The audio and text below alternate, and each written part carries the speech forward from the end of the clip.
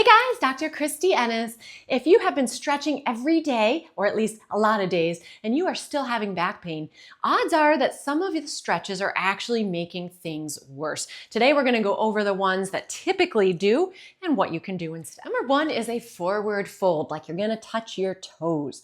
So if you have any disc problems going on in the back, or if you have osteoporosis, this one can actually cause a lot of pressure in the spine. And then with any of these stretches, if you do a stretch and you go, ow, that actually means you should not do it. I know that seems simple, but you'd be surprised how many people push through those things. So an alternative to try, as long as it feels okay, is hands on those thighs. You're going to think about keeping a nice flat back and then shift those hips backwards so that you can get a little stretch. Again, no pain.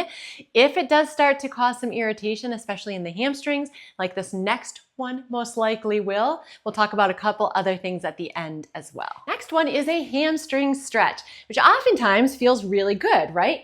Hand, whew, if you want to put your hand on the chair, you can, but I can't do that. Foot goes on the chair, toes are up, again, with a nice flat back, sort of like before. But if you do this and you go, ooh, that actually kind of hurts, not that it feels like a good pull, or you get out of that and you go, whoa, there goes my back, my butt, and my leg. Most likely there's a little bit of nerve irritation, and nerves hate to be stretched. They do like to be glided, which is what I'm going to show you next. So if you have any sort of disc issue or even piriformis syndrome, it can cause that zinging and that burning sensation. So stay away from the stretch. And like I said, let's go over the glide. So a nerve glide, we start off sitting. I'll show you one lying down as well. But you start by bringing that leg out, bring those toes up. It should feel a little uncomfortable, and then you don't hold it. Remember I said nerves like to be glide, they don't like to be stretched. We're getting it to go in its groove.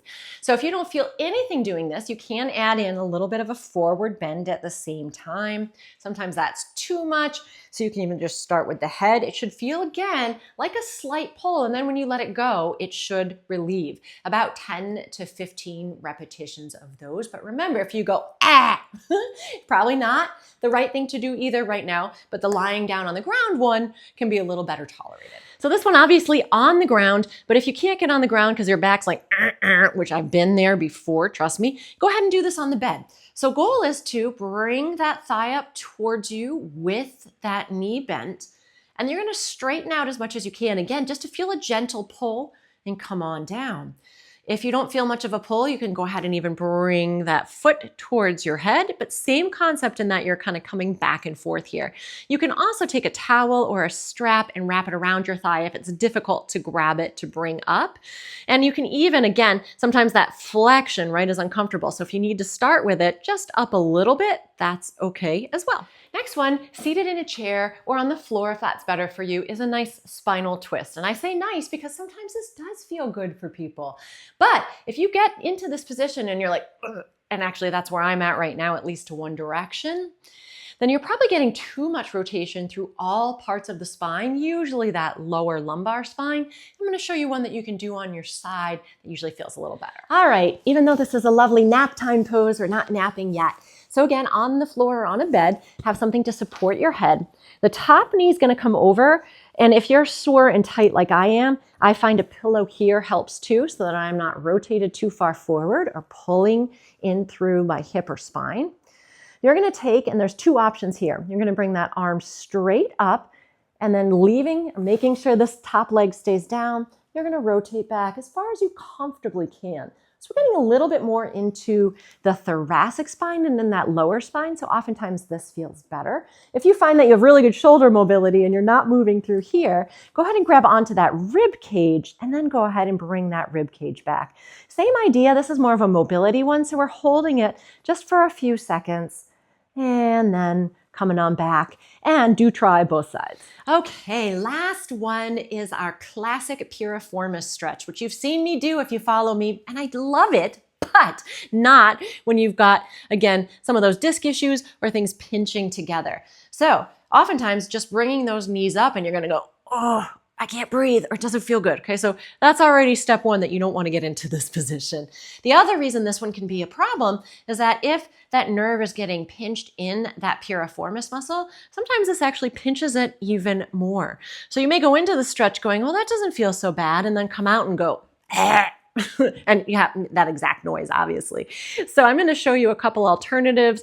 For this one, it would apply for that first stretch as well. All right, step one, if those flexion things hurt ya, is even just lying on the stomach. If that feels okay, then you can go ahead and go into a little press up. It's kind of a yoga move, right? Keep those hips down, only extend as far back as feels comfortable. If that one doesn't quite feel right, but it feels better than the other alternatives or the other ones, even a little bit of a cat-cow. So sometimes it feels better to just go in this position, right? That's that extension. And then sometimes it feels okay to go this way too. But of course, all of these are very much listening to your body. And that is important to tune into that. And so same idea with those other ones, especially that last one, or excuse me, that one on our side, just kind of rocking back and forth in the position that feels good to you. And the bonus of this one is that you even get a little pelvic floor and core strength. One little bonus stretch that can really make a difference is for our hip flexors. So I know it's not stretching the back, but it actually is, because those hip flexors come up towards the belly button, dive deep, and attach into the spine. So when they're tight, pulls and tugs on all that spine. So kneeling is my favorite way to do this. You can bring that knee out, the opposite leg out to the side for balance a little bit if you need to. Otherwise, try to keep it stay. You can hold on to a chair or something too here. If it feels comfortable on your back, you're going to tuck that tailbone under so you're flattening your back. That doesn't feel okay? Just stay there. The goal, though, is to push this hip forward. So you see, I'm not really moving that much. Instead of, like, this is often what we see, you're not really getting a great stretch through the hip flexor. So a lot of times people will just do this and go, yep, feel that there. And you do want to feel it through the front of the leg, and again, not through that back. Hold for about 3 to 5 breaths.